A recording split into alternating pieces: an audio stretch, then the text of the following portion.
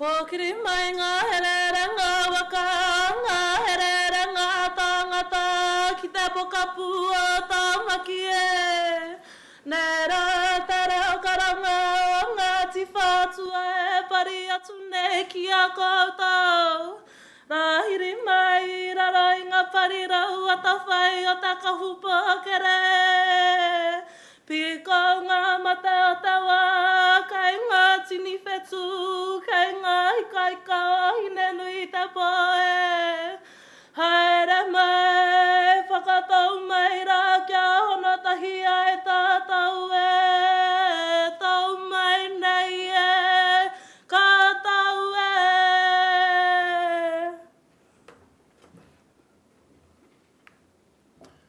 Mānawa mai te putanga o te ariki, mānawa mai te putanga o te taura o te tauira. Ka eke rongo rupe, ka eke rangi tā fuafua. Tēnei te matakahi, tēnei a maunga nui ki tā maki. Tēnei ngā tihi, tēnei ngā tapu. Tēnei au ko whakatau pōtiki, te toa tā maua o runga hoiki. Te topa nei, te tiu nei, kei ngā taumata. Taumata o te reo, taumata o te mātau, taumata o te ora. Ka puta ki te whaia, puta ki te ao marama. Whāno, whāno, hara mai te toki. Haumi e, hui e, tāiki e. E te iwi, hara mai ra. Hara mai ki au, hara mai ki a Ngāti Whātua. Hara mai ki a Tainui. E tuake nei ki te tuku i ngā mihi ki a koutou. Hara mai ki ngā maramara, o ngā waka, ko māhuhu ki te rangi, ko Tainui, ko te aroa, ko kura haupo, ko tāki tumu. E tū atu nei, e tū atu nei. Kawea mai o koutou hiwi hiwi whenua. Mai te auraki, mai te piritata. Ki roto ia maunga ki e, ki roto ia taupiri. E tū mai nei. Kawea hoki tia o koutou hiwi hiwi wai. E rere nei i a waikato. E rere nei i a wai te mata. Anei, ko ngā uri. O te rahi, o tāmaki nui, o tāmaki roa, o tāmaki kāinga ngā ika me ngā whiu a katoa i āhaha, hara mai ra. Hara mai, kawea mai o koutou hiwi hiwi tupuna. Ki roto i a hoturoa, ki roto i a rongo mai. Wahaina mai o koutou mate kia mihi a kia tangihi e tātou i ta rānei. Me te mōhio, whakapohara ana mātou i te kupenga taramainuku. Ka hoki atu au ki a koutou e ngā mate huhua te wā. Ko koutou tēnei, kua hoka i te pai. Kua koroki i ngā tōtara teitei o te wā nui a tāne. Haere ngā mate. Haere i mui te tirohanga ngā ui. I mahui i a koutou. Haere ki manawa kore i ki ai. Hiko ia te whetu. Hiko ia te marama. Kārere. Ko te ata i whai. Tauāraitia te pō, ti toko, te ao marama, ti hei mauri ora. Ti rā e hoa e Nanaia tēnā koe. Tēnā koe he. Ko koe te meka, te taunaki. Ko tētahi o ngā tino international solutions, ko te ngai Māori tērā. Tēnā koe. Hei tauira. O ngā iwi o te motu nei. Ka mihi akera. O tira koutou, ko tau mai nei, I'm just switching into the English channel, no pun intended. And want to welcome you to your cultural health and safety, which is how we emotionally become level and share mana. We become fragile and vulnerable together. It's a proven human concept to use ceremony as that methodology. And if you know what singing a national anthem is, you know exactly what I mean. This is just one of our versions. We articulate in this version with a sound wave that we call te reo Māori. Not a language, a way of life, a rhythm of being. And we take this opportunity to share that sound wave with you, just as our ancestors did. And what is the international solution? I already said it in my speech. Nanaia is one of those for us and indigenous peoples of Aotearoa.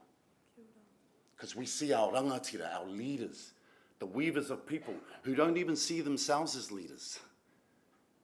It's just that they have the ability to see the truth and step into the unsafe spaces, even when they don't want to. That's a true guardian. That's an international solution. For us, she is a cultural weapon. And I say that in the most loving way. Because we share an ancestor who had a name, Huakaiwaka. Huakaiwaka, the devourer of vessels. The last ancestor to reside on a nearby mountain. Well, we call it a mountain. That name means to unite the vessels of Tāmaki in its time. And what a beautiful construct. And Nanaia herself is a descendant of the kingitanga, another unity construct that helped our people in a time of need. These are international solutions. We create these spaces so that we can be honest and true to each other, so that we can melt away all of our cultures, so that we have the mana to be exactly that while being together. Enough from the oxygen stealer of Ngāti Whātua. Kei aku nui, kei aku rahi. Nō ki te whiwhia tuaki nei au ki te tuku i ngā mihi kia koutou. Mai te taha o tēnei tapatahi. Nō reira, e te iwi, tēnā koutou, tēnā koutou huri, huri huri noi to tātou nei kaupapa. Tēnā koutou katoa. He aha te hau, e wawara mai, he tiu he raki, Nanaia mai te pū, pūtara ki hiki uta e tikina atu e au, te kotiu ko ia te pou whakairo katu, ki we te mata, I oku werangi e ko. He aha te hau, e wawara mai, he tiu he raki, Nanaia mai te pū, pūtara ki hiki uta, ki nā atu e au, te kotiu ko ia te pou whakairo katu, ki wei te mata, I oku e rangi e kōkiri. This is the national anthem of Ngāti Whātua Ōrākei. And if you feel like you belong or want to belong here in Tāmaki, then that national anthem belongs to you. And that's the ultimate solution. How do we empower ourselves to belong? Because that's what Indigenous means to us. It means to belong to a space, to protect the hell out of it. Nō reira e te iwi, tēnā koutou katoa.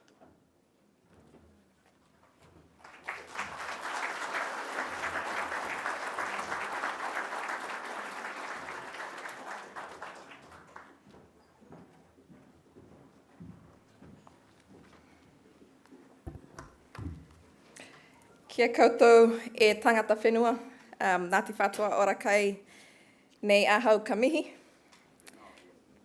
O tira, e ngā mana, e ngā reo, e rau rangatira mā. Huri noa, tēnā koutou, tēnā tātou katoa. My name is Ziena Jalil, and it is my absolute pleasure to be your MC once again for the New Zealand Institute of International Affairs conference today. I wear many hats, but it's especially pleasing to be here wearing one of those hats as a board member for the Asian New Zealand Foundation, a supporter of this conference.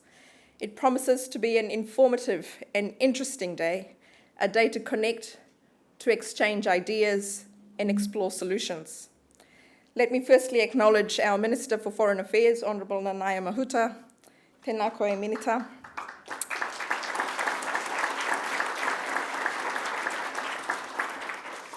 It's great to have our cultural weapon with us today.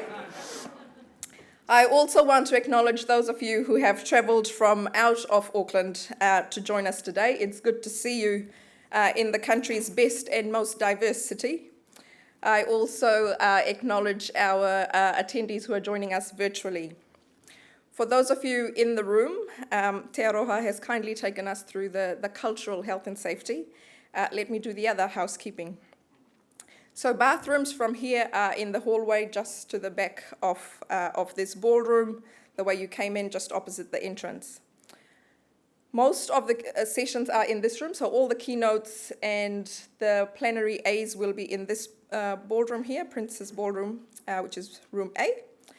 The other sessions are in the regatta room, which is downstairs. So out this way, turn right down the stairs. If anyone needs a lift, there is a lift available.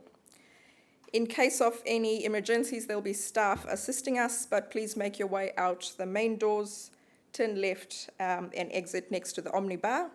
If you are downstairs, then make your way outside the hotel through the doors on the left-hand side, out the doors by the space, and around the left to the front of the hotel. The assembly point is directly in front of the Pullman or opposite the university grounds. I'm told to remind you to please exit in a calm manner, in a single file, and walking through the exits, or if using the stairs, using the rails as a guide. The Wi-Fi is conference, not Pullman, conference, and the code is NZIIA 2023. Now we encourage you to post about today's event using the hashtag NZIIA 2023. So this is an important fact here. The last time we hosted this conference, it was a hit on social media. It was the top trending hashtag that day. And I know you are all overachievers in the room. And especially for those who weren't here last time, you don't want to be letting the team down. We've got a record to maintain. If you haven't already downloaded the conference app, Event Air channel, event code is NZIIA. If you have any issues with that, the team at the registration desk can help you. There will be lots of opportunities to ask questions of our amazing panelists and speakers today. If you have a question, please raise your hand and we will get a mic to you.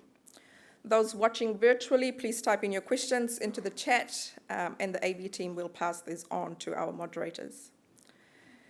We will be recording all of the sessions, which will be distributed after the event, so don't need to worry about missing out or feeling conflicted about which of the breakouts to choose.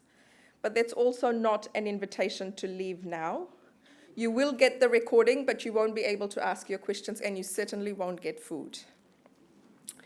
We do have videographers and photographers capturing the whole day. If you have any objections to being filmed or photographed, please let the registration desk know. Now, this is a non-smoking venue. I'm sorry, I don't know where you go if you need to smoke. I do sit on the board of the Cancer Society of Auckland Northland, so I will encourage you to please give up the habit. It is rather cold outside. Now, with those announcements out of the way, let's get back to why we are here today. Our conference theme is International Solutions, Aotearoa New Zealand's Place in a Troubled World. We are seeing a world where geopolitical tensions are high, where great power rivalry is gathering force, protectionism is undermining the multilateral trading system, and the impacts of climate change are literally on our doorstep, as we saw earlier this year.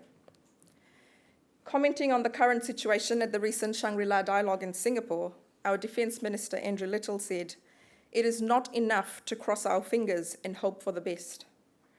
Rational analysis and cool heads are required in the present circumstances." As our theme suggests, we have a role to play in developing the global solutions that are needed to address the challenges that we face. Today, we will hear from a range of experts on panels covering the Indo-Pacific, international commerce, Indigenous rights, and improving understanding of international affairs. We will look at the climate crisis and digital transformation, defense and security, and the role of multilateral organizations. We also have an impressive lineup of keynote speakers from both New Zealand and globally. And to introduce the first of our special guest speakers, I'd like to invite to the stage Dr. Richard Grant, the National Chair of the New Zealand Institute of International Affairs. Now, Dick's reputation clearly precedes him, as I found when I arrived many years ago in Singapore as the then New Zealand Trade Commissioner. He had been High Commissioner there before my time and was very well known and respected, not just amongst the Singaporean and diplomatic corps, but especially amongst the expat Kiwi community, who were very grateful for good old Kiwi wine at a time when tariffs were higher. Richard is a former executive director of the Asia New Zealand Foundation and has had a distinguished diplomatic career, including roles as New Zealand ambassador in Bonn and Paris and High Commissioner in London and Singapore. Welcome, Dick.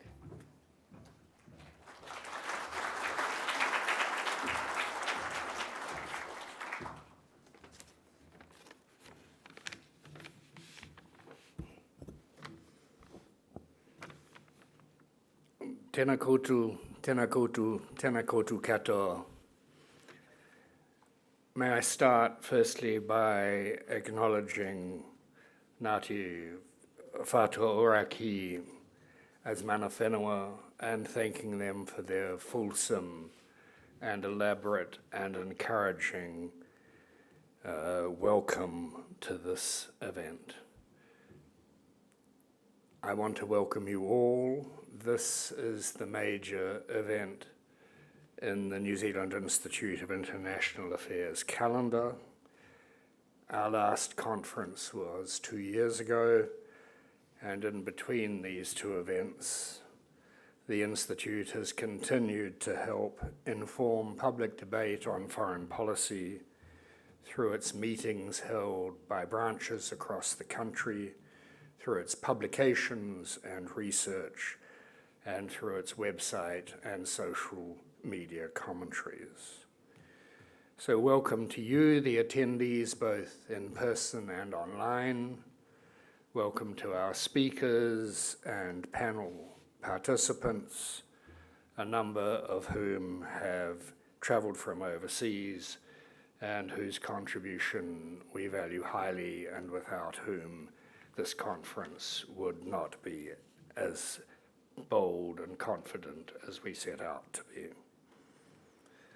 I've got to welcome particularly two keynote speakers this morning.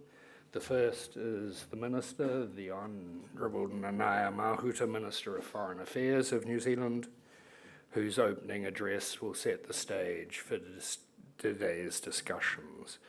We appreciate very much, Minister, your attendance today. We know how busy you are. We also have the pleasure of welcoming the Prime Minister of Fiji, the Honourable Sitiveni Rabuka, who is making his first official visit to New Zealand since his election on the 24th of December last year. We're grateful that the Prime Minister has also found time to come to this conference and speak to us. This afternoon, the keynote address will be given by Daniel Crittenbrink, the Assistant Secretary of State for East Asian and Pacific Affairs from the US Department of State, who is also visiting New Zealand at this time, and he will be followed by Max Boot, the distinguished American historian and author, who is the Jean J. Kirkpatrick Senior Fellow for National Security Studies at the Council on Foreign Relations. I also acknowledge other distinguished guests in the room, members of Parliament, Your Excellencies, High Commissioners, Ambassadors, Consuls General, and other members of the Diplomatic Corps. I welcome members of the Institute, my fellow board members, and Auckland Branch Committee members. And I want to make particular reference to Sir Anand Satyanand, my predecessor as president of the Institute, who has recently agreed to serve as our patron for of a body for which for many years he has been an active member. Welcome, Sir Anand. It's my job also to thank the many people and organizations who've come together to make this event happen. In particular, I want to thank our gold sponsors, the Ministry of Foreign Affairs and Trade, and silver sponsors, the Centres of Asia-Pacific Excellence, for their support, which has included scholarships for students to attend today, and welcome to all those students who've got the day here to learn about international relations. It's great to see so many of you present. We thank the Asia New Zealand Foundation, Konrad Adenauer Stiftung, and the delegation of the European Union for their generous contributions. When early last year we were considering the theme for the conference, the board of the Institute realised that the uncertain times the world was facing in 2022 would most likely be more uncertain by the time we got round to this event. And so it is. We chose our theme, International Solutions, Aotearoa New Zealand's place in a troubled world, deliberately. We could see back in March 2022, as could all observers of the international scene, that a troubled world looked more complicated than anything New Zealand has confronted since World War II. And today, that is a truism. The war in Ukraine, which represents the most serious challenge to the international order since 1945, continues. Aggression by a permanent member of the United Nations Security Council on an independent state is a complete violation of the UN Charter and a negation of the obligations which all members of the UN, and particularly permanent members of the Security Council, have legally committed to uphold. The rule of law and commitment to fundamental principles of interstate engagement are at risk. The challenges of climate change remain disturbingly critical to the lives of everyone on this planet. The impact of technology, the creative advantages it offers us, and the risks that it presents to society are in everyone's minds. The ongoing need to address Indigenous rights, risks to international patterns of trade and financial flows look greater, not fewer. The rising tensions in the Asia-Pacific region are particularly important to New Zealand and call for policies aligned to protect as best we can New Zealand interests in the region, both security and economic. So, in a way, the troubled part of our theme was self-evident and had to be addressed at a conference like this. But it is equally clear that detailing the problems and not trying to seek out solutions would be a dereliction of the purposes for which this institute exists. Hence the search for international solutions and for a New Zealand-focused response. Today we shall hear from a wide range of presenters who bring to this public discussion expertise, judgment, knowledge, and a willingness to strive for some answers to that long line of disturbing scenarios that we see in the world beyond our shores. I'm very much looking forward to learning from today's debates. The New Zealand Institute of International Affairs has a long history of contributing to public discussion on the international arena and on foreign policy. Our work in this country reflects the work of similar bodies around the world with which the NZIIA collaborates. And I do want to mention in this regard the partnership we have with our counterpart in Canberra, the Australian Institute of International Affairs, which started its work a year before we did in 1933. And particularly so because I want to record here today our sorrow at learning of the sudden death last month of Alan Gyngell, the immediate past president of the AIIA. Alan made a huge impact throughout his career as a participant, observer, and analyst of international affairs and how Australia should see its role in the world. He was also a friend of New Zealand and New Zealanders, and his death is sorely felt in this country as in his own. one of his colleagues who wrote a tribute to Alan after his death said something which I regard as so important to our work here in the NZIIA that I repeated. He wrote that Alan Gidgel, and I quote, believed that public understanding of policy was the surest path for public support for policy. That thought underlines the work the NZIIA does, and it is the reason for our investing so much in an event like this conference, so that New Zealanders can be presented with arguments and facts about the international scene, about how this affects their own lives, and how this affects New Zealand's place in the world.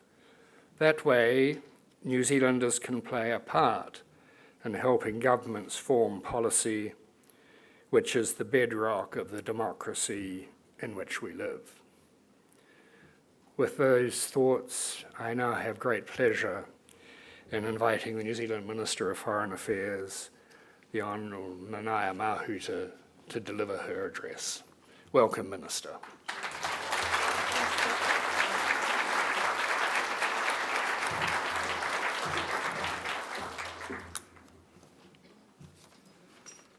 Ka tika me mihi atu rā ki a koutou Ngāti Whātua.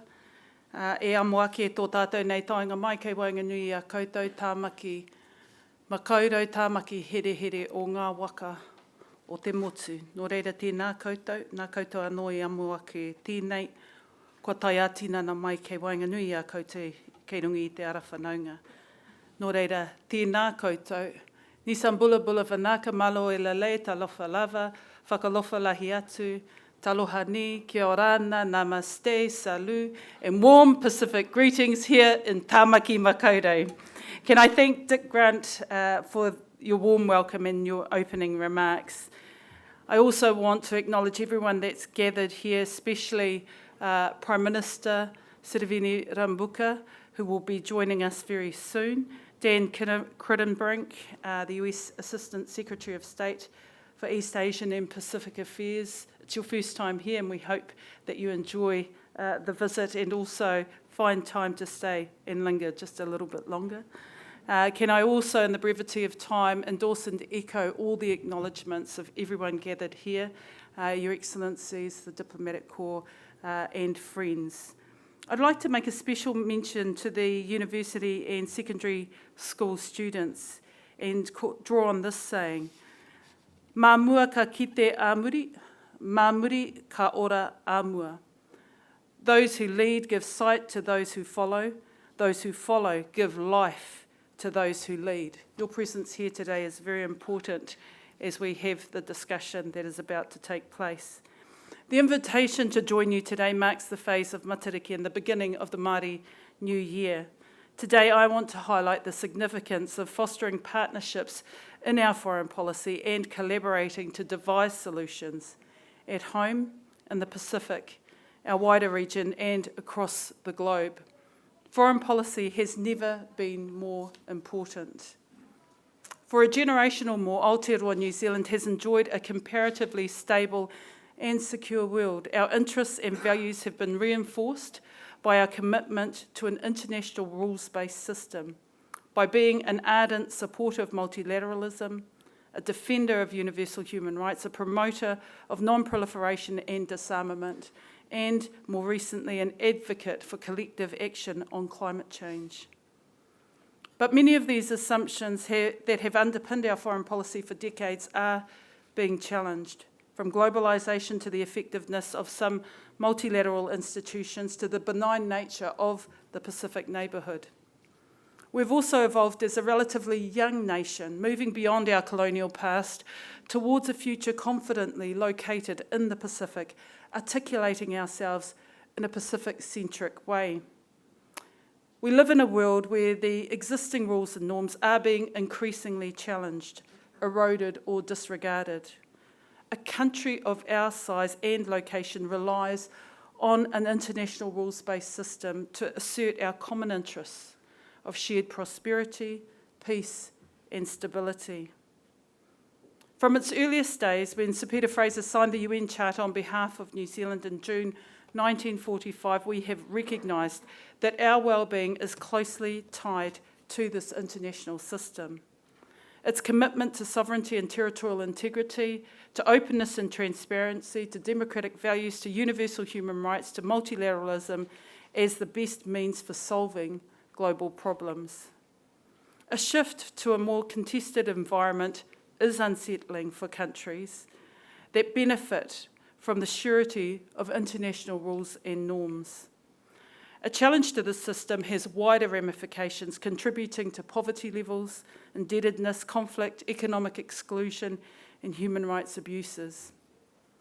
We're also living in a world where geostrategic issues are firmly back on the diplomatic agenda. There is nowhere more apparent than in our wider home region, the Indo-Pacific. And we live in a world where concerns about resilience and economic security increasingly trump economic efficiency. Add to this the climate change crisis and environmental degradation, the future does seem more uncertain. These are challenging times for small states like Aotearoa. In my speech to the Diplomatic Corps last month, I spoke of the importance of giving ourselves options in a more contested environment, whether through domestic resilience, diplomacy, development assistance, or security and defence interests. I spoke of what an independent foreign policy means in this troubled world, that we must have a robust and clear-eyed assessment of our interests and values in any given situation and determine which tools are the right fit for our national circumstances.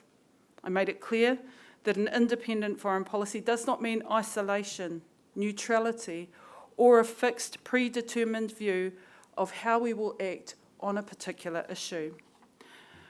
While we may sometimes choose to champion issues against the odds, an independent foreign policy does not mean, and has never meant, flying solo. I've spoken before about how we are guided in our foreign policy by our national identity and our sense of place in the world. Our journey as a nation has been marked by challenge as we seek to reference our founding document, Te Tiriti o Waitangi, the Treaty of Waitangi. The treaty is a symbol of partnership and mutual respect, providing the groundwork for how we execute foreign policy today. Both Māori and the Crown continue to evolve and grow from this partnership, as does our sense of nationhood. Our experience in fostering bicultural relationships offers valuable insights to other nations grappling with similar challenges. Alongside a well-established Western viewpoint of foreign policy, we are also drawing on Māori perspectives to enable a richer understanding of the shifting environment in our region. This approach aligns us closely with interests in the Pacific region, fostering a strong resonance with our Pacific neighbours.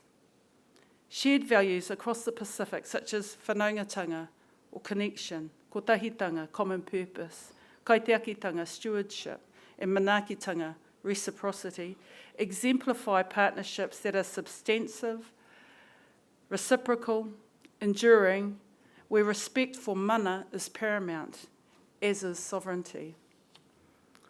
They can apply equally to relationships between individuals and peoples, as much as between countries and governments large and small. Implicitly, these values reinforce the core features of the diplomatic toolkit. Relationships, equality, and a notion that power emanates from mutual responsibility and reciprocity, a very different way of thinking and acting. Who here of you thought that a cultural weapon was actually a weapon? You don't have to put your hands up. In a cultural context, a cultural weapon is actually preserving peace. And only if you have to, would you have to defend it and go right to the nth degree for that purpose. But a cultural weapon has a multidimensional element to it, which enables you to draw on the wisdom of the past, the experience of our ancestors, the hope of our future generations, and the knowledge that has been handed down and gifted to us to help us navigate through some really troubled times. That's what a cultural weapon is. I think there are many of us out there. Partnerships and relationships are a key or pillar of our foreign policy, and they are essential to understanding our country, Aotearoa New Zealand's place in a world fraught with challenge. Partnerships act as a catalyst, counterbalancing our weaknesses while augmenting our strengths and influence. In a troubled world, partnerships where shared values, commitment to the multilateral system, and common agendas on climate, human rights, and regional stability become increasingly treasured. But our global partnerships are not exclusively with those mirroring our views. Although the international environment may be more complicated, it does not represent a new Cold War or require binary choices.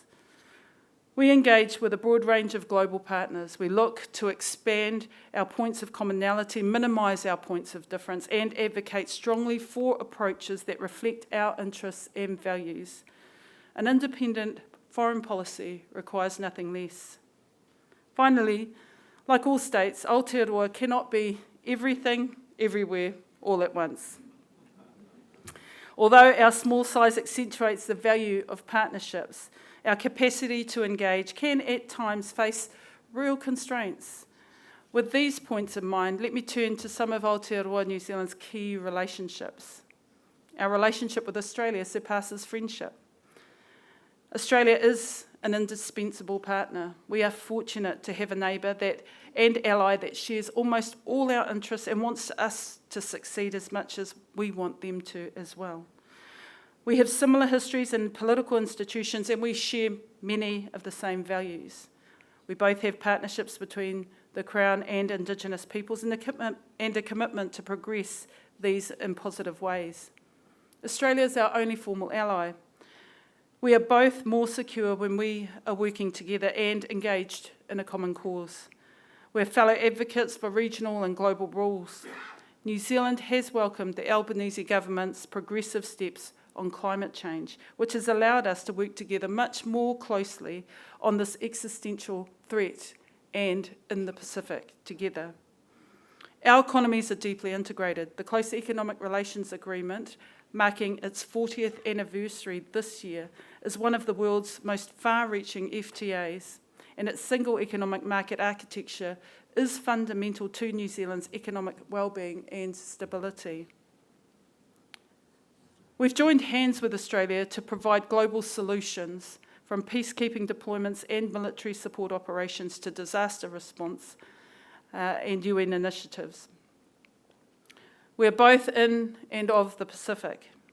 We're committed to partnering with Pacific countries to support them in addressing the real challenges they face that are economic, environmental, social, and political. In particular, our whakapapa links as New Zealand to the Pacific are important. Our presence and relationships in the Pacific are our most important and have been forged over a very, very long period of time. And let me just start with Kupi. Oh, that was a Pacific joke. Aroha mai. We have shared perspectives on regional security with a family-first approach underscored by the Bowie Declaration. This approach encourages an open and transparent view of how Pacific partners act towards each other's common security interests. Any deviation from this has a heightened regional vigilance amongst Pacific partners. We're orienting our approach to partner resilience in the Pacific as we seek to ensure that our IDC program supports national priorities, is inclusive, and delivers on local aspirations articulated in and by Pacific peoples.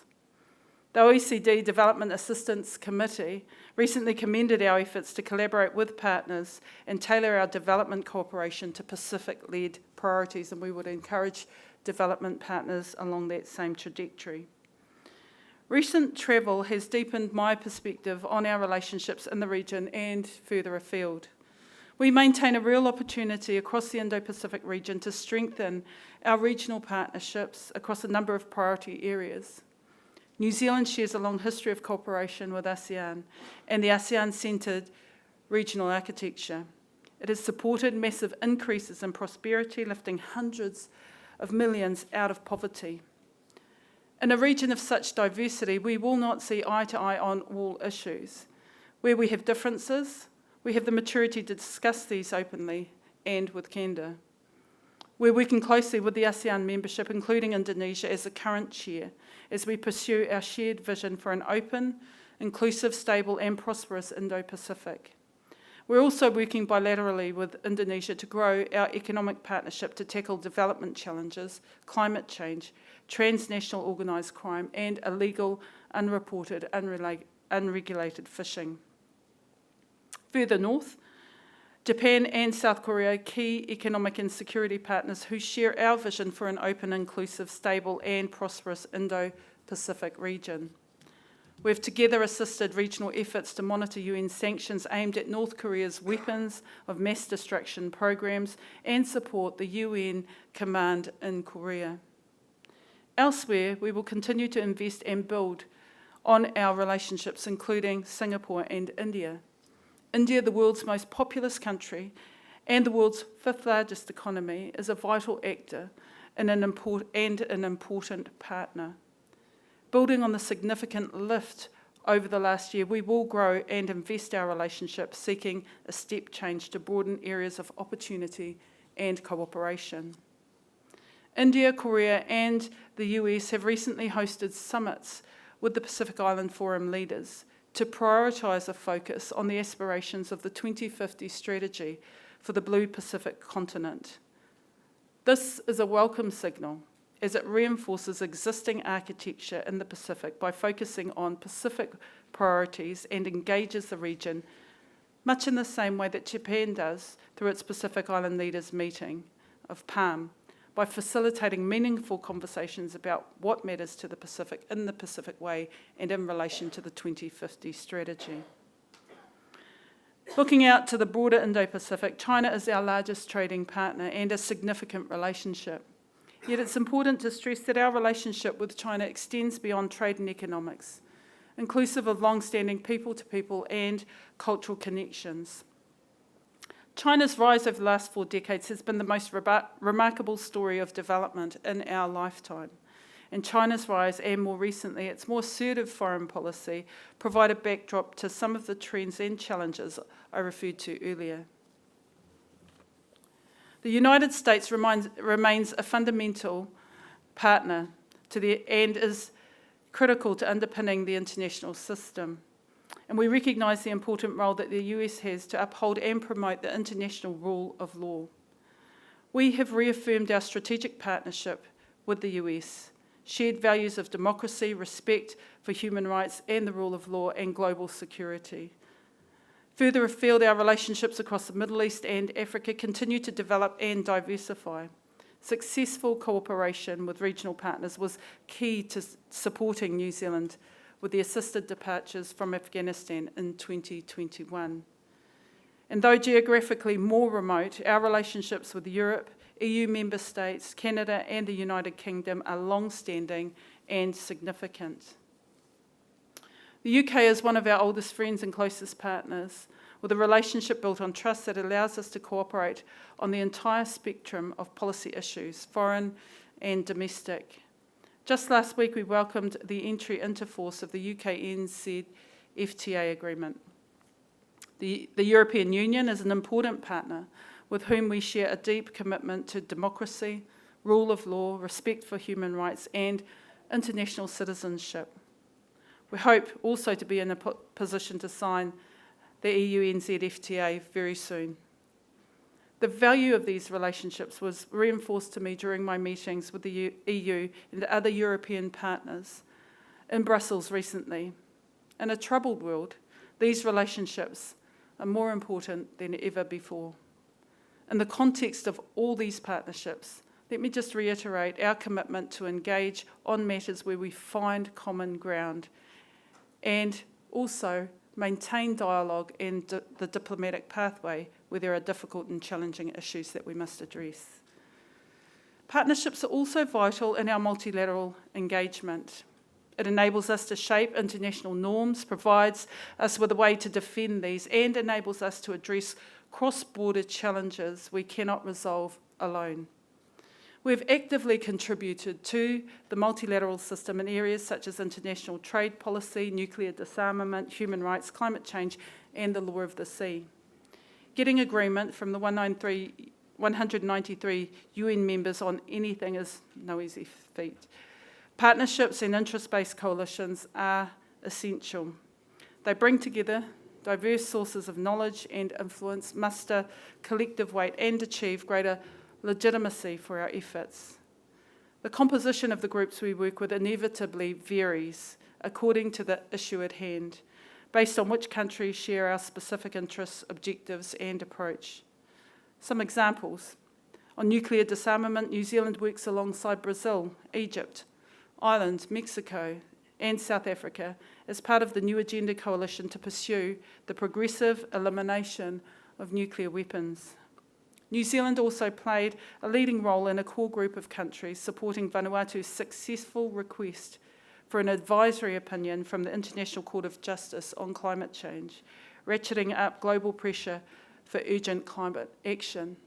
When we got news of the vote, I happened to be in Vanuatu at the time, and we had an event down at the foreshore, and they released a single, search it on YouTube under International International Court of Justice. But never before had I been in a Pacific country where the theme song was about what was happening at the UN, and it was amazing. Please search it, it's incredible. What it underpinned to me, though, was the determination of a small Pacific nation to put on the map the real effects of climate change and the real vulnerabilities facing their people, and the hope and the optimism of the youth in the Pacific, that they could change the mindset across the globe to take action. I felt that was quite encouraging. We joined the overwhelming majority of countries in condemning Russia's illegal, unprovoked and unjustified invasion of Ukraine. And we have worked with like-minded partners to seek accountability for Russia's actions through the ICC and the ICJ. In the Canada-led initiative against arbitrary detention and state-to-state relations, we've joined 70 countries to protect fundamental human rights principles.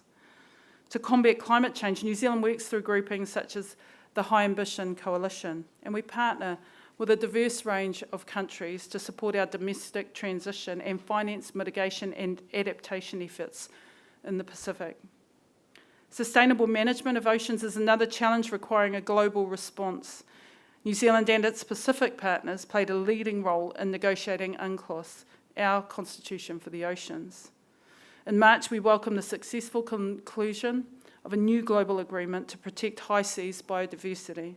It's a huge win for our oceans and demonstrates the multilateral system can still deliver solutions for the world's most complex and pressing challenges. We're also working with Pacific partners to ensure their rights of statehood and the protection of persons are not undermined by climate change-induced sea level rise. In fact, this was a topic at the inaugural Korea Pacific Island Leaders Summit. And diverse coalitions are crucial to defending our core values, including liberal democracy and fundamental human rights. This involves traditional partners from Australia, North America, and Europe, and also like-minded countries in Latin America, East Asia, and the Pacific, and where possible, with countries in Africa and Southeast Asia. A coalition of common interests enables countries like ours to continue to build a broad base of support on a number of issues. Finally, partnerships with non-state actors are a vital means of achieving multilateral solutions also. In the disarmament agenda, for example, non-state actors help place humanitarian impacts at the centre of discussions. We act in a similar way with our non-state actor partners in other areas, such as on the Christchurch call, which is now currently being led by our Special Envoy, Dame Jacinda Ardern. These are some of the areas where multilateralism serves our interests and the issues that are important to us. In conclusion, as the world evolves, so must our foreign policy. Guided by our interests and values, we will continue to invest in relationships and partnerships, bilaterally, regionally, and multilaterally. In navigating this changing world, it is these partnerships and relationships that will help us stand firmly and with confidence amidst an increasingly complex and challenging world. Nō reira, kei ngā iti kei ngā rahi, tēnā koutou, tēnā tātou katoa, thank you.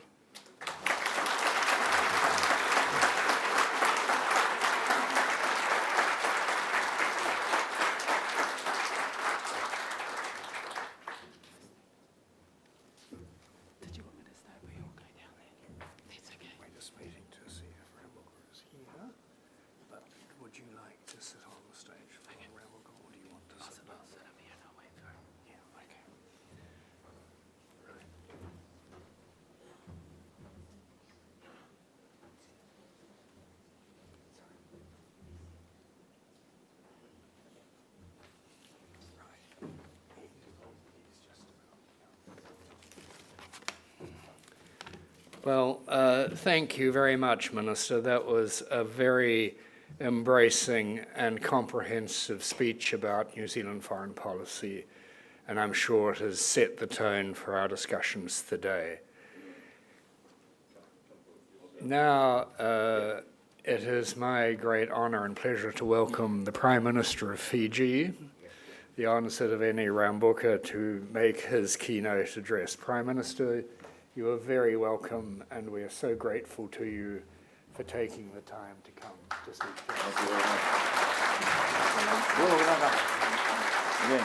So, Stay here. the floor is yours. Whoa. Okay.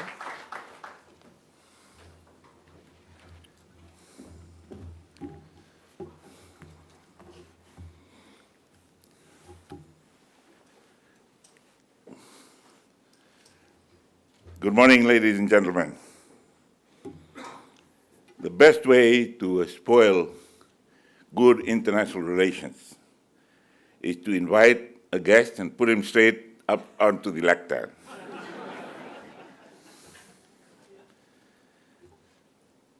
Your Excellencies, distinguished ladies and gentlemen, Honourable Minister, Nisambulonaka, it is a really dangerous thing to come into a gathering such as this. But I should have been prepared when I gave myself the Foreign Affairs portfolio. It is a privilege to be here with you. The previous meetings I've attended in New Zealand have always been smaller groups of friends I've known and a lot of people who know me and too many who know of me. So I would have had a lot of time to prepare my address depending on the audience. But I'm happy to be here. I'm comforted to be introduced by, or to be led in by Sir Anand, who has some Fiji connections many years ago, before he became a very prominent citizen of New Zealand.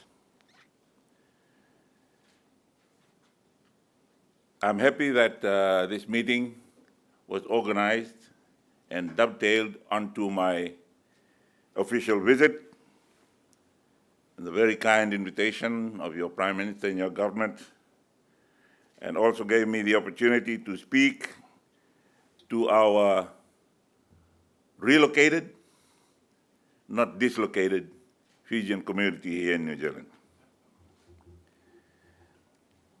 It is without a doubt that the bilateral relationships that Fiji has with New Zealand has been strengthening over the years, especially with the signing of the NZIIA partnership. NZIIA, as you probably now know, is oneness. NZIIA is one, and Vata is together. We are one together and in partnership. partnership means dua wata, and dua wata means partnership. It has extended our scope of cooperation. And we hope it will be and we know it will be for our mutual benefit. It was entered into by my predecessor and the predecessor government, but I will be a beneficiary, and the government that I lead, the coalition government that I lead, is a beneficiary of that signing of the deal. But the signing of the deal, or the agreement, was not the beginning. We've always been partners. Yesterday I mentioned that in Wellington, the night before, I mentioned that we had managed to rise to the highest echelon of citizens in New Zealand. And you can't go higher than the All Blacks. And we have had Fijians playing in the All Blacks. But then next to that, you can become governor generals, and we've also risen to that. So we have been partners for a long time. New Zealand has often been the first on our side. When I came and spoke to your Prime Minister, he was very kind to say that you are our first official visitor, or my official visitor as Prime Minister. I said, well, if you get a new visitor tomorrow, if you have a new Prime Minister tomorrow, I'll come back next week to be their first visitor. We've come through COVID-19. We're now in the period of restating our positions, reinvigorating our economies, reestablishing our relationships. It was my honor then to, during the immediate period of restoration and recovery, to be able to send to New Zealand a very small and humble contingent to help out with the post-cyclone Gabrielle rehabilitation work. The previous government was able to send some firefighters and rehabilitation workers to Australia. And we were able, with your help, to send a small detachment to Vanuatu. Some say that it's magnanimous action on our part, but those of us who know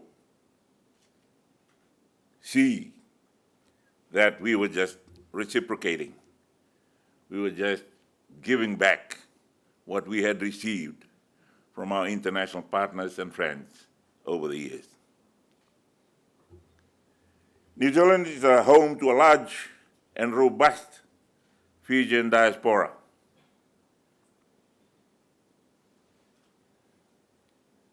My grandson is at Kelston High School. My daughter-in-law is a civil servant in the Ministry of Health. And my son recently got his postgraduate diploma from Massey University, working for Vodafone. We have a lot, and we are proud. We have a lot of successful Fijians living here in New Zealand. In my address to them 2 nights ago, I emphasized to the group in Wellington, as I did to the group here in Auckland the night before, to become very good and respectable citizens of New Zealand. Only then can we hope to continue to have good bilateral relationships with Fiji and New Zealand.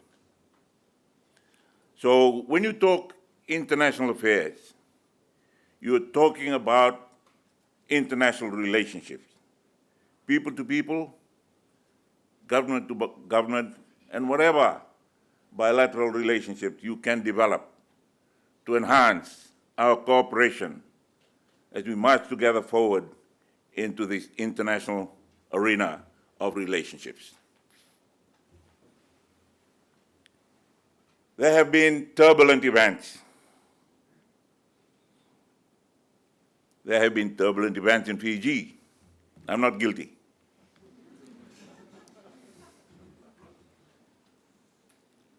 And that's what people who stand up in the box stand up and say, not guilty. You know the judge thinks you're guilty. The police who did the investigation think you're guilty. You're the only one. You're the only one who stands up there and says, not guilty, sir.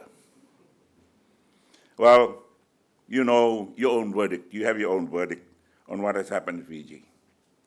But I must say that my confidence in international relations, particularly closer in, has been greatly enhanced by the way Australia and New Zealand and Australia have responded to our difficult periods and our difficult episodes at home.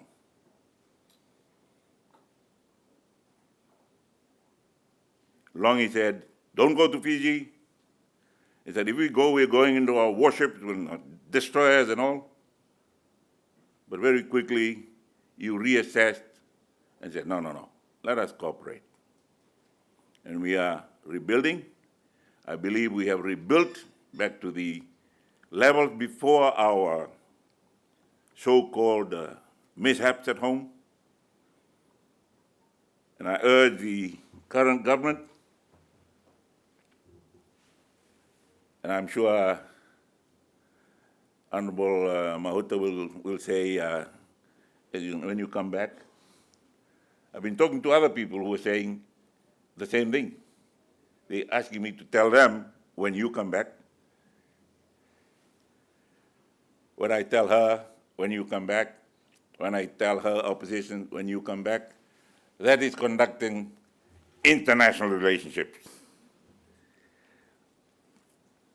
Some people think it is deceitful, but you're building relationships.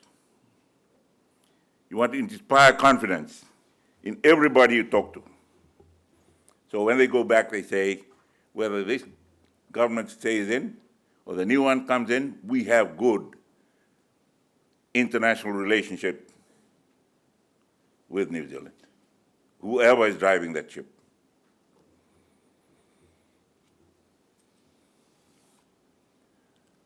I go back to our diaspora. They have contributed a lot to Fiji in remittances. At last calculation, it was $1 billion in the calendar year 2022. That was significant, more significant because of the period we were going through. We were going through the effects of COVID, and entering into the era of the conflict in Russia and Ukraine, which pushed cost of living prices up. And the remittances helped their families at home. And their families would have helped the supermarkets. So a great help and boost to our economy. But as a Prime Minister, like all other Prime Ministers, the Prime Minister of Fiji, my main priority is the development of all Fijians at all levels, in all places, to ensure that Fiji reaches its full potential. We took up our mandate on the 24th of December last year. We're in our first 6 months, and it's not been easy. Never easy to become a government. I have 3 members of my coalition who have been in Parliament. None in my coalition and in Cabinet had ever been in a Cabinet.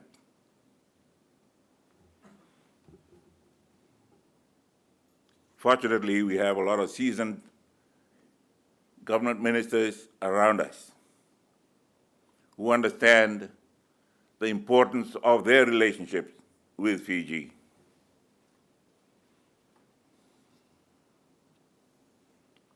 We acknowledge the good work of our predecessors. And there are also some sectors where we will have to do a lot of work.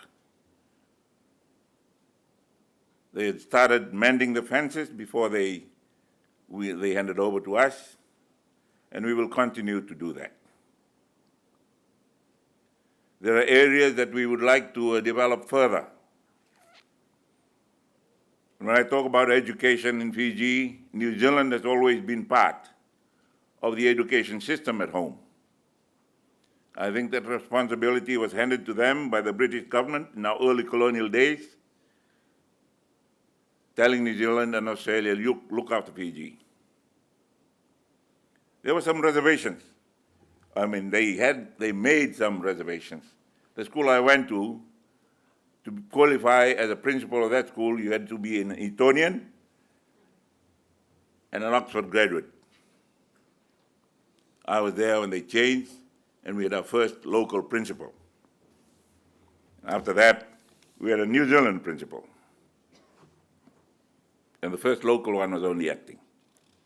So New Zealand has always been active in the education system in Fiji. We're going to go through another review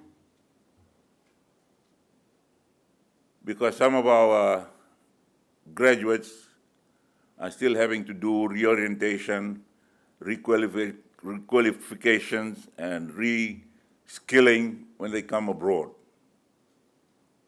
We want to be able to put our own institutions on par with the market, the labor market, the professional labor market that we're going to be sending our people into. We've always been reliant on New Zealand in our health ministry and all matters health. We would like to continue to improve that and develop it locally. Some of you may know that while Prime Minister Modi was in Port Moresby with some of the Pacific leaders a few weeks ago, he mentioned the funding, building, and the manning and equipping of a modern state-of-the-art hospital, specialty hospital, 100-bed specialty hospital in Fiji. Not for Fiji, but for the region. Initially, we may have some issues with replacing the expertise that we're going to be getting from India, but eventually, I'm sure, we will have locally, and locally I say regionally, produced, capably qualified or ably qualified people and professionals to continue to provide the services for the region in that hospital in Fiji. Employment has always been important to Fiji in that field of the provision of employment. And also for our recruiting of professional people to come and work with us in Fiji.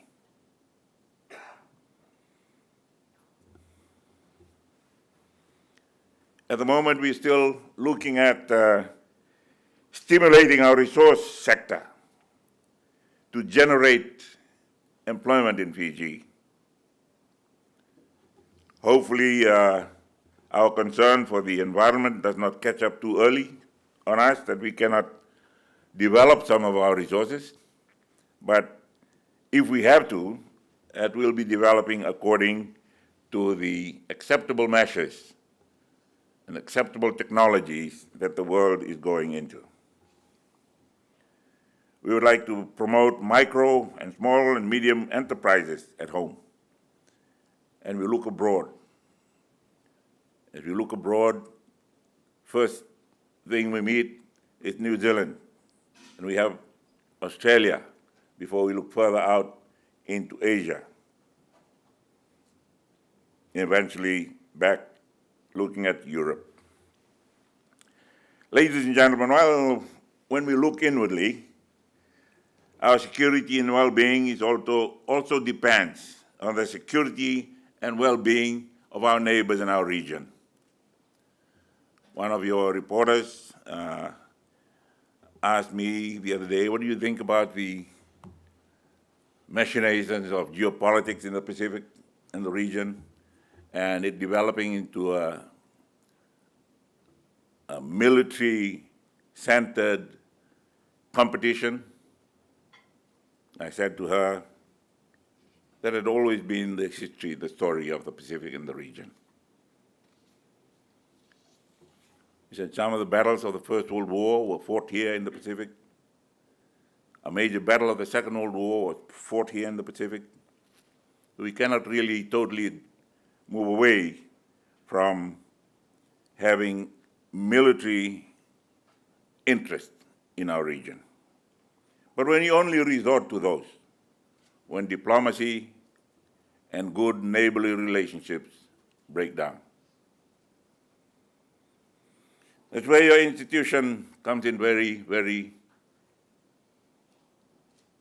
welcome. We need the input. Students of international affairs, students of international relations, inputting your knowledge, your skills, your experiences into the ranks of leadership in the region. Many are young, but you are forward-thinking and benefiting from the experience of the older ones or the more mature, more experienced ones in your institutions.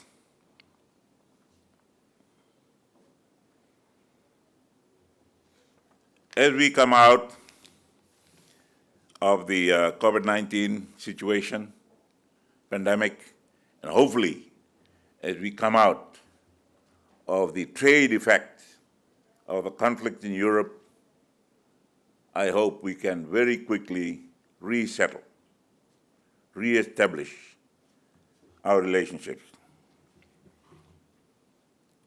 in trade, trade development, industries development, professional development, as we settle back into a peaceful and free environment.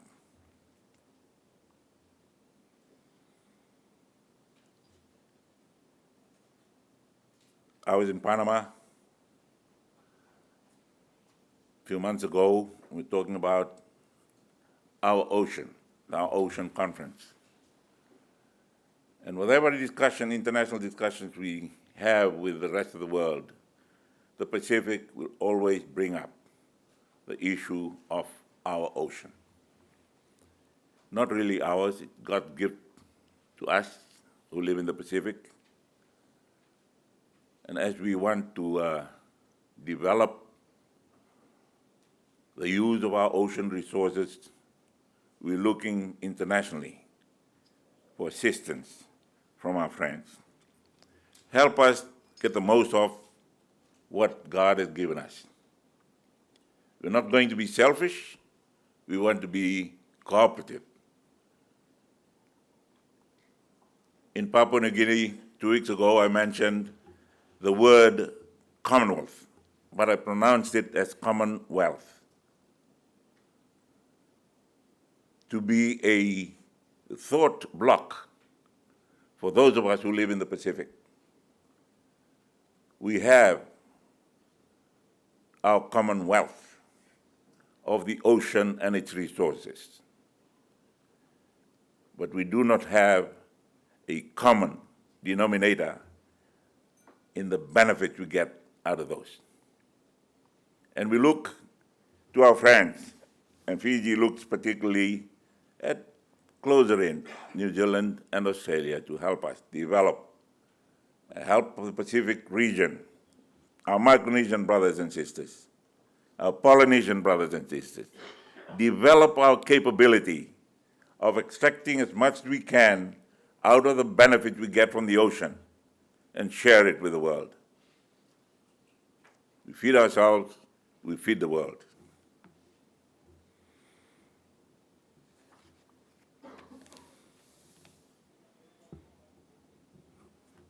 When Ratu Sakamises Mara, the late Ratu Sakamises Mara, the first and founding Prime Minister of Fiji, developed his concept of the regional architecture, the Pacific were going through the birth pangs of decolonization.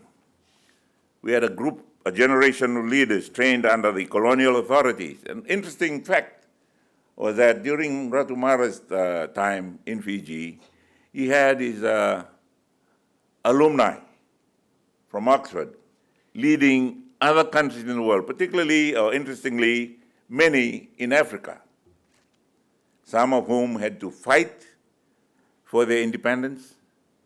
Some were just granted independence because it was too expensive to maintain colonies far out in the far corners of the world. And some negotiated through constitutional conferences for their independence. It was not that the colonial masters were just trying to say, okay, you're on your own.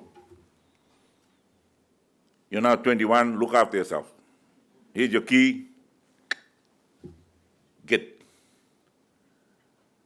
We maintained relationships.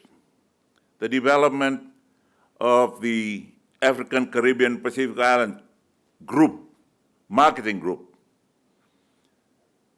cooperation group, and linking those back to Europe, and signing the Lomé Convention for the ACP-EU cooperation in trade. And then along came WTO and GATT, leveling the field. We said, oh, yeah, hang on, give us a bit more time. We asked that you give us a bit more, and then a few more years of preferential pricing for what we send back to our mother colonists. And that happened. But we're coming out of that era now. We're expected to be fighting in our own weight divisions. Nothing to stop us from fighting up. In order able to do that, we will look to the heavier weight divisions to be helping us to become better at using what we know, what we have at home. That is what international relationships is about as far as the smaller Pacific Island nations are concerned. This morning, I told a friend, if you come back into leadership, remember the Chinese adage, give a man a fish, you fed him for the day. Teach him how to fish, and you fed him for the rest of his life. If you come in and you conduct your international relationships with the Pacific, teach us to fish rather than give us fish. We appreciate very much the aid and the grants we get. But you feed us for the rest of our lives if you make us self-sufficient, self-reliant, and mutual traders. We trade with you, you trade with us. We sell to you, you sell to us. We'll buy from you, you buy from us. And we reduce our dependency on you and the supply chains we now have that can be easily interdicted by conflict way, way out the other side of the world.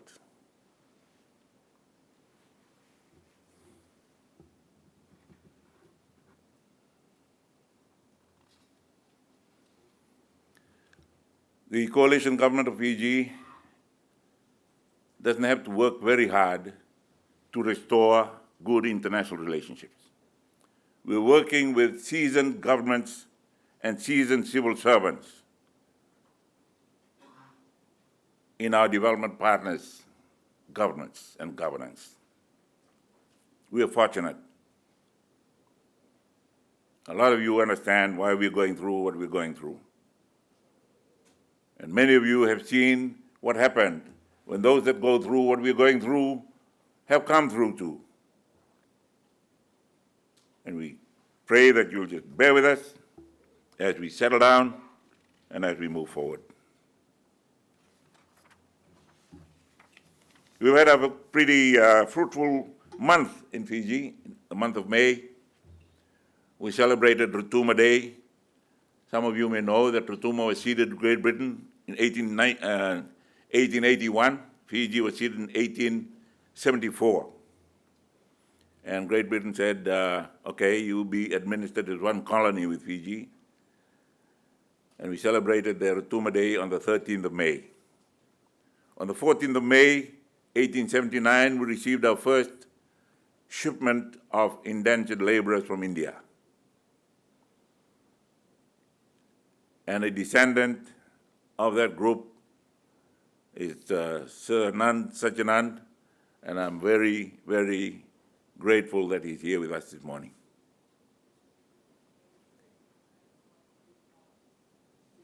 The following week, we assembled the Great Council of Chiefs for the first time in almost 20 years.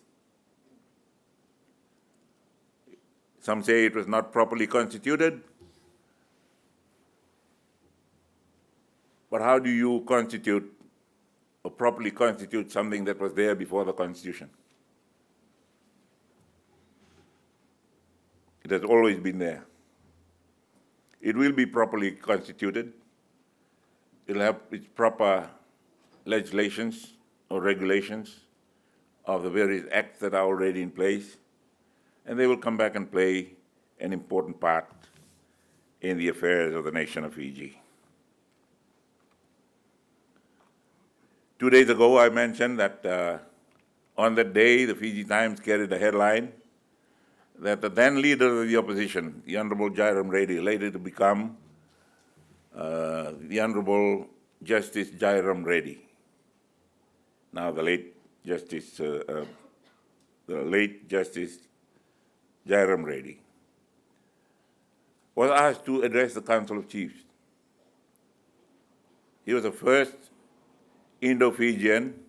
We're all Fijians now, but at the time we were classified as Indo-Fijians, to address the Great Council of Chiefs. And he asked the Great Council of Chiefs, please consider yourselves not chiefs only for the indigenous people of this land, but our chiefs. And I'm glad now, many years later, the people of Fiji acknowledge that.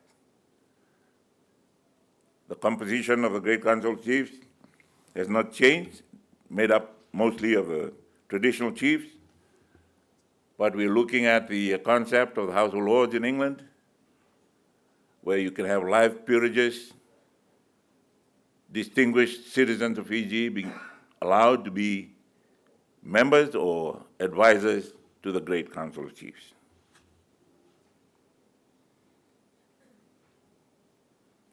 We look to New Zealand in the area of race relations, particularly in the area of indigenous considerations in your race relations. As Fiji shook the world in 1987, a lot of people had to introspectively look at how they dealt with their native populations.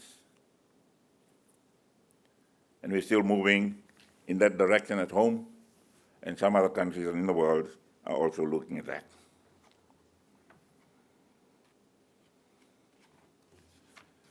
I read a book many years ago, written by Jared Diamond,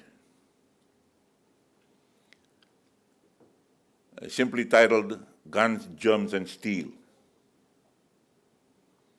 talking about the population or the populating of the world.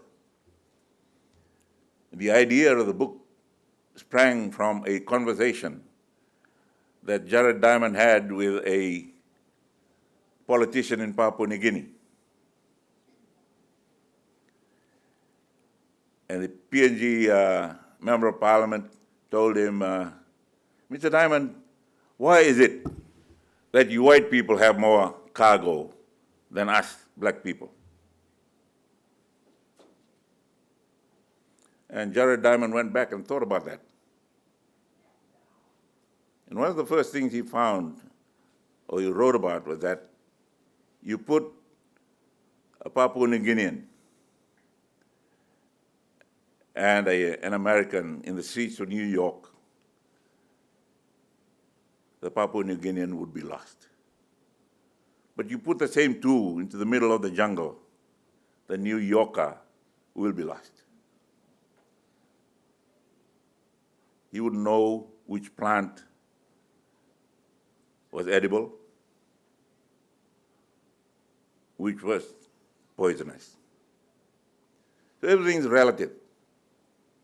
He talked about how human beings populated the world, from those agro-based societies, the agrarian societies, the hunter-gatherer societies, came all the way down here. There was a sad chapter there about the Maoris and Morioris of Stewart Island. All there in that book. How human societies around the world developed, driven by guns, germs, and steel. Inventions, wars, defense, survival, regional cooperation, all about international affairs. Are we doing enough in our studies of international affairs? Some of us are accused of studying international affairs for the benefit of our own countries. How can we conduct our international affairs for our own benefit, or for us reaping the lion's share of the development of relationships? When talking to officials here, I have said that Fiji stands to benefit a lot if we grow our relationship. At the moment, it's sort of one-sided. We're not complaining. We're just saying that the data show that we are developing. We are here at that stage. We would prefer to be here, where we share the benefit more equitably. I believe that is the aim, the objective of conducting good international relations. Not inward looking, but outward looking. It's all about cooperation and mutual growth, and mutual benefit for the future. Another aspect of international relationship now is the growth of regionalism.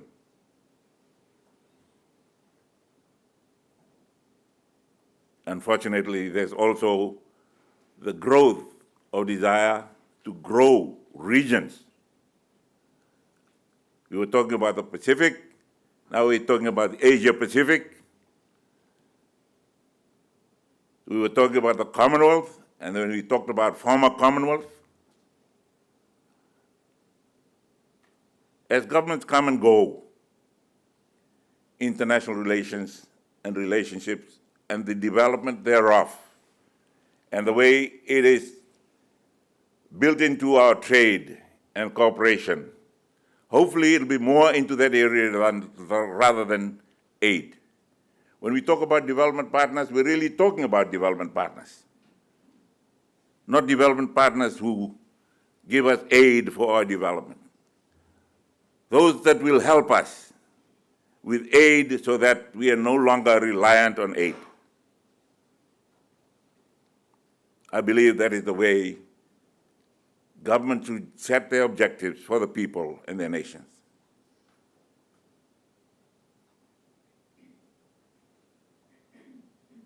When we talk about pride, national pride, some look to our rugby teams.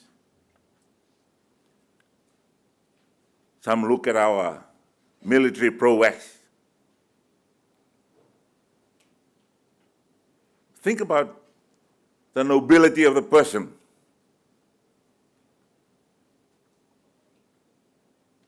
A person who is comfortable and satisfied with who he is and what his country is capable of doing for him.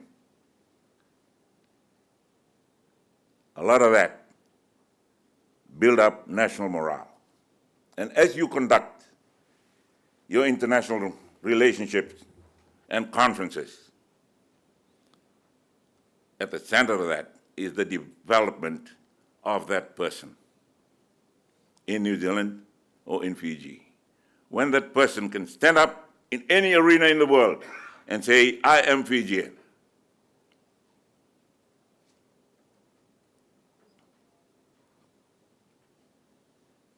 I mentioned to the group in New Zealand that since 1978, Fiji has been a proud citizen of the world.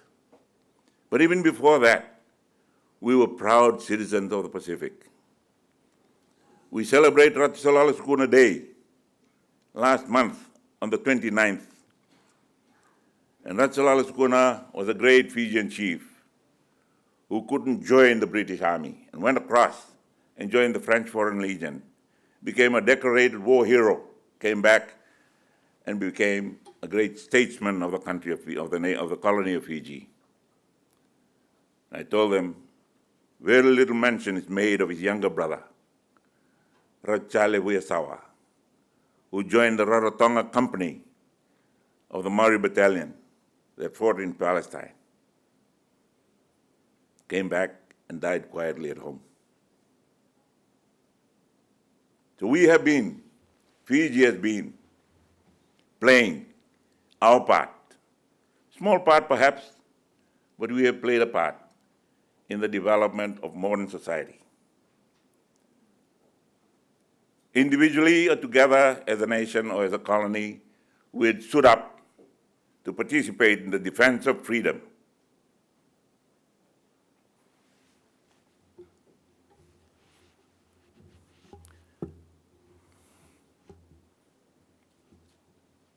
Yesterday, I went to the War Memorial in Wellington. A very moving ceremony. Maori welcome. I laid the sacred leaves at the foot of the tomb of the unknown soldier.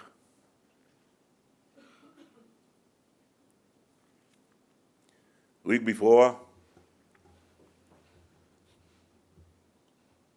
I was in Papua New Guinea.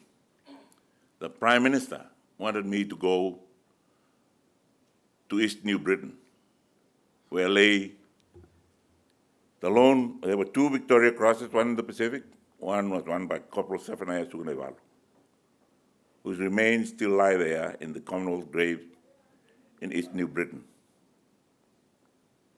He wanted me to go there. I couldn't because I had not received traditional clearance from my paramount chief, who is the Speaker of the Parliament in Fiji, to go and see the grave of one of his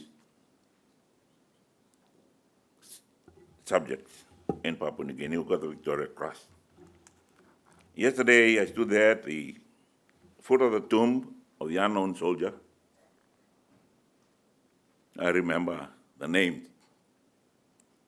of the 4 soldiers I lost when I was commanding the Fiji battalion in Lebanon. We became very proud citizens of the world when we were called or when we volunteered to participate in international peacekeeping in 1978. And we've been there since.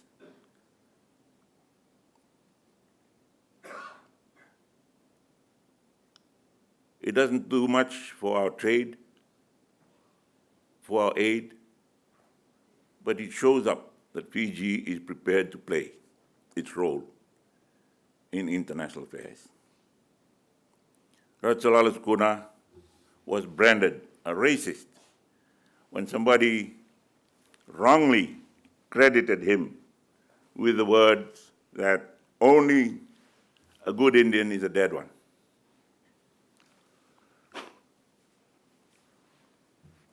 When my minister said that and called on the congregation, I hope none of us will repeat what Ratsalala Skuna said. Fortunately, they asked me to, they gave me the mic after the benediction. I stood up and said, Ratsalala Skuna did not say that. Ratsalala Skuna was born in 1888. The words credited to him mistakenly were written in the book, a book that was written by some scholars in 1860, 28 years before he was born, when there was a study of the stereotyping of races around the world. And they based that statement on the feelings of those that settled North America in their struggles against the Native Indians, Native Americans of that continent, wrongly credited to one of our greatest Fijians who ever lived. We still apologize to the Indo-Fijians at home and those abroad. We do not think that, we do not feel that. It was a result of a study to tell the world it is wrong to stereotype peoples, races, indigenous groups, and any racial group, any ethnic group. And New Zealand is a very, very good example of those who are coming out of that era and giving everyone equal opportunities. And I congratulate you as a nation. I congratulate your governments. We are still struggling with that, but we will succeed because there is common will, universal will in Fiji for us to be equal. When we are united, we are a real force to reckon with in the Pacific. And we want to do that with your cooperation here in New Zealand. We're willing to cooperate regionally and internationally, and we look to all other friends and development partners to cooperate that with us. Give us a chance. We will come right. We will be equal partners with you in the world. Thank you very much for your invitation. As we develop our international relations, let us be aware. Let us be aware. There's a lot of potential still out there. Some are still fearful, not prepared to break out. It's your responsibility as those that have broken out to encourage us. Come forward and be with you in our march. Thank you.